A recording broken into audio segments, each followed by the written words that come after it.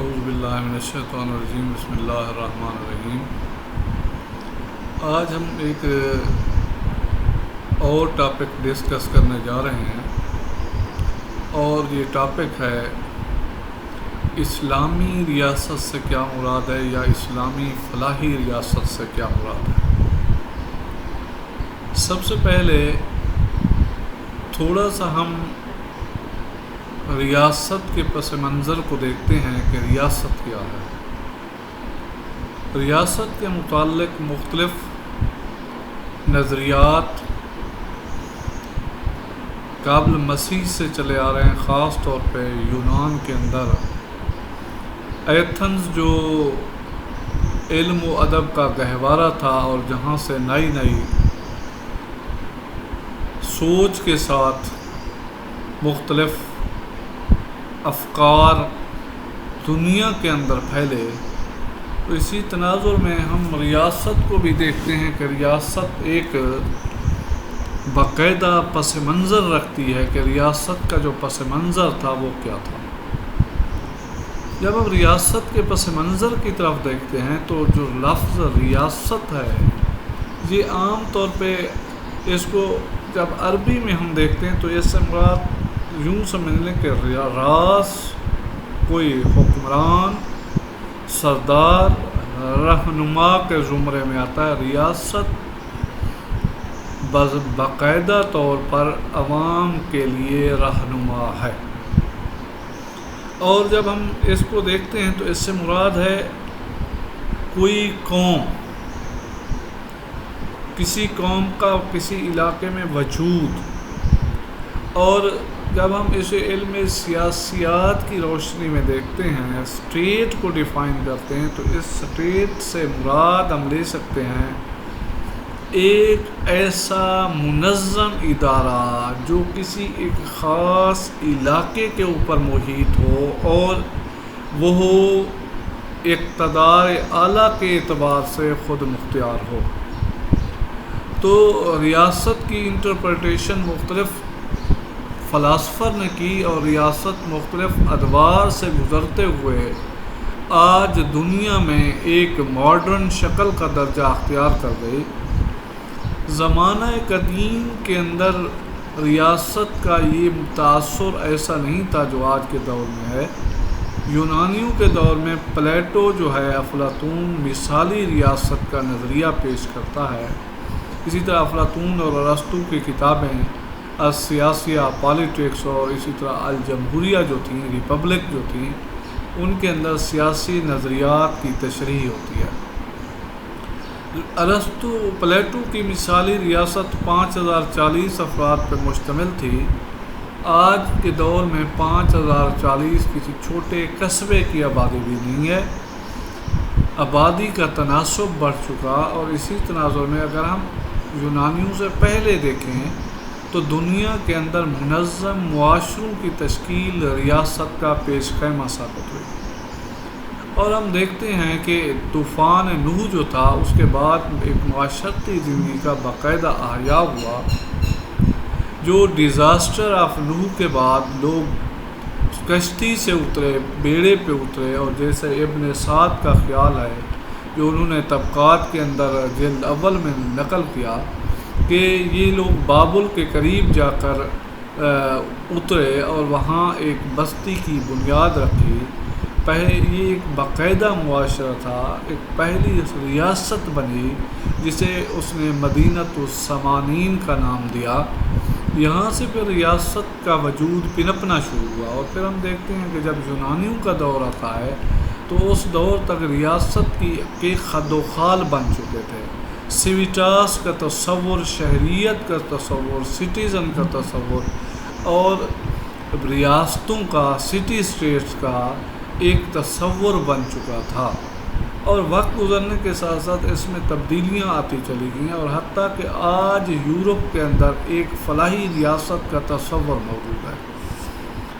لیکن جب ہم اس ریاست کو، جس کے متعلق کہا جاتا ہے کہ ریاست ماں جیسی ہوتی ہے، اس اعتبار سے، اس حوالے سے اسلام کا جو فلسفہ ریاست ہے، جو تصور ریاست ہے، وہ کیا ہے؟ چونکہ اسلام ریاست کو نگہبان کی حیثیت سے دیکھتا ہے۔ اسلام کے اندر ریاست کا ایک عمل ہے اور جس کے متعلق حکمران جو ہے وہ رعایا کے حقوق کا ذمہ دار ہے۔ کلکم رائن و کلکم مسئول عن رعیتہ کا تصور دیا گیا کہ تم میں سے ہر ایک نگہبان ہے اور اس سے اس کی رعیت کے متعلق سوال پوچھا جائے گا۔ تو اسلام ایک ایسی ریاست کی تشکیل کا حکم دیتا ہے جس ریاست کی بنیادیں اور جس ریاست کے قوانین اور وہاں کا اقتدار اعلیٰ اور وہاں کا آئین یا قوانین اسلام کے بنیادی اصولوں اور اسلامی تعلیمات کی روشنی کے اوپر مشتمل ہو۔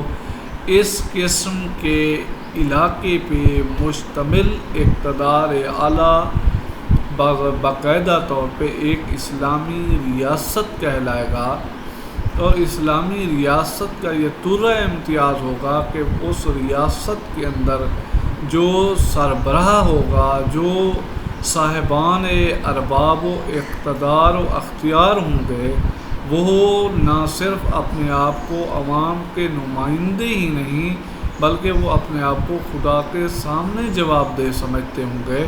تو اسلام کے تصور اسلامی ریاست کا یہ پہلو یہ ہے کہ وہ جو حکمران ہوں گے وہ خالصتاً اسلامی تعلیمات کی روشنی میں ریاستی قوانین کو ترتیب دیں گے۔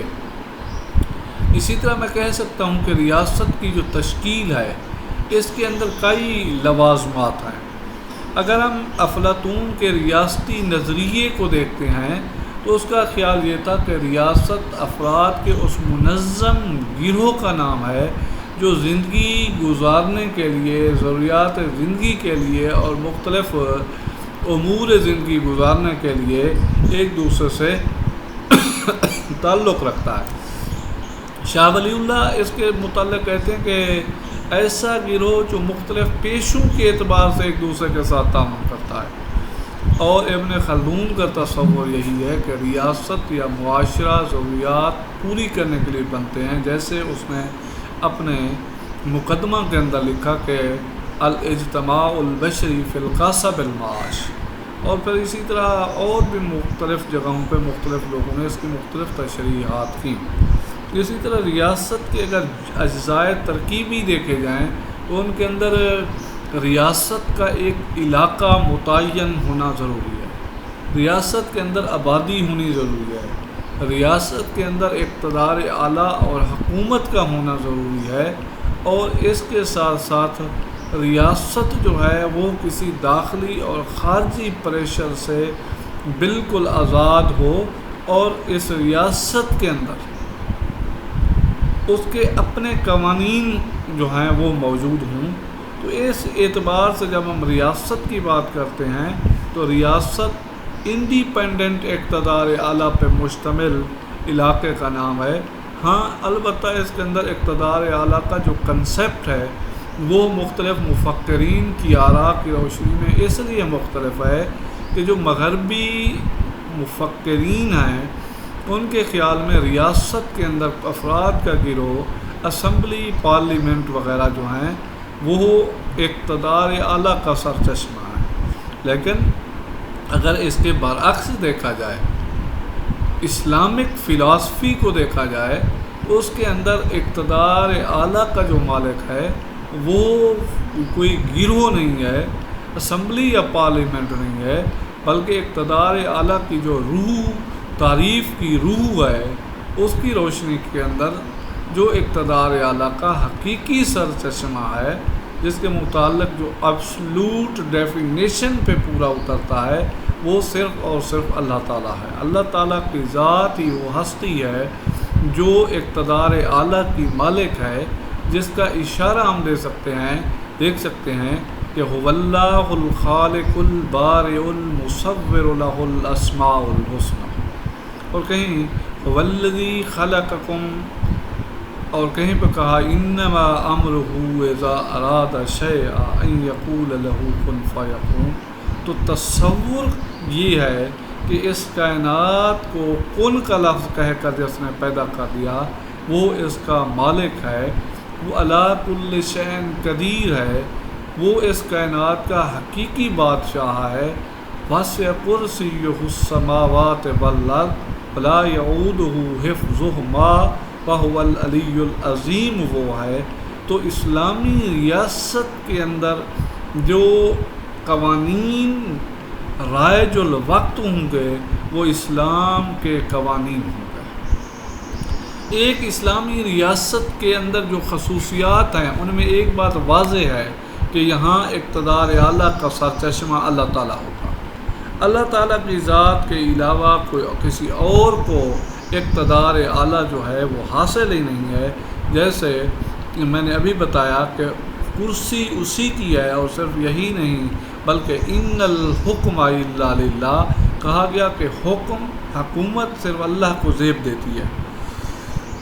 اسی طرح جو اسلامی ریاست ہے وہاں کی جو حکومت ہوگی وہ اسلام کے اصولوں کے مطابق ہوگی، خلافت ہوگی، خالی نمائندگی اللہ تعالیٰ کی ہوگی۔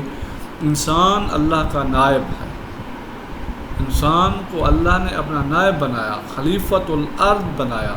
وَإِذْ قَالَ رَبُّكَ لِلْمَلَائِكَةِ إِنِّي جَاعِلٌ فِي الْأَرْضِ خلیفہ۔ تو انسان خلیفہ ہے، انسان نائب ہے، اور اس کی ذمہ داری یہ ہے کہ وہ احکامات الہیہ اور شریعہ کی پاسداری کرتے ہوئے انہیں ریاست کے اندر نافذ کرے۔ اور وہ خلیفہ جو ہوگا، خلیفۃ الرسول جو ہوگا، خلیفۃ اللہ جو ہوگا، وہ اللہ تعالیٰ کے احکامات کی پیروی کرے گا۔ اور اس میں یہ بات واضح ہے کہ وہ اسلامی ریاست کی تشکیل، تعبیر اور اس کے تحفظ و استحکام کے اندر ذمہ داری ادا کرے گا۔ اسی طرح ایک اسلامی ریاست کے اندر مجموعی ترقی جو ہے وہ ضروری ہے۔ مجموعی ترقی ہوگی، انڈیویجویلٹی نہیں ہوگی، اس کے اندر ایکویلٹی ہوگی، مساوات جو ہے وہ ہوگی۔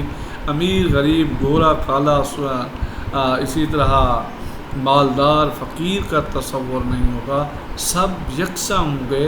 وَلَقَدْ كَرَّمْنَا بنی آدم کے اصولوں کے مطابق چلنے والے ہوں گے، اور ریاست تمام لوگوں کو یکساں اپرچونیٹیز اور مواقع فراہم کرے گی زندگی کے لیے۔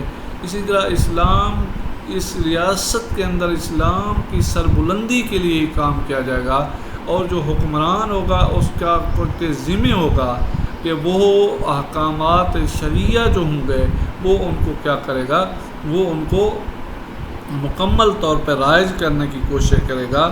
وہ اسلام کی تبلیغ کا علم بردار ہوگا، اور ریاست کے اندر اطیعوا اللہ واطیعوا الرسول واولی الامر منکم کا پہلو ہوگا۔ اور ریاست جو ہوگی وتعاونوا علی البر والتقوی ولا تعاونوا علی الاثم والعدوان کا نمونہ ہوگی۔ اور اس کے ساتھ ساتھ یہاں سے نیکی کا حکم دیا جائے گا، اور جس کے متعلق کہا گیا کنتم خیر امۃ اخرجت للناس تأمرون بالمعروف وتنہون عن المنکر۔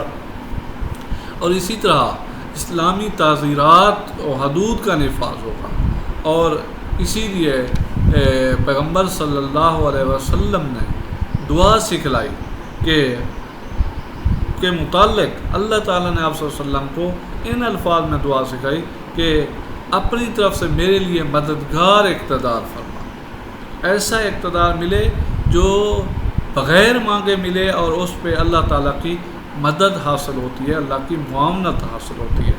اور اسی طرح اسلام اور حکومت کے متعلق کہا گیا کہ یہ دو جڑواں بھائیاں، یہ ان دونوں کو درست رکھنا کیا ہے ضروری ہے۔ ہاں، ان دونوں کی بنیاد جو ہے وہ قرآن و سنت ہے۔ قرآن مجید فرقان حمید جو ہے وہ ذریعہ رہنمائی ہے، اور یہ بے مثل کتاب ہے جس کے متعلق کہا گیا کہ الف لام میم ذالک الکتاب لا ریب فیہ۔ اس کے اصول مسلمہ ہیں، یہ دین کا اصلی جو ہے وہ اپنا کہہ سکتے ہیں کہ نمونہ ہے، اس کی تشریح ہے دین کی، جس کے متعلق کہا گیا کہ ان الدین عند اللہ الاسلام، اور کہیں پہ کہا گیا واعتصموا بحبل اللہ جمیعا ولا تفرقوا۔ تو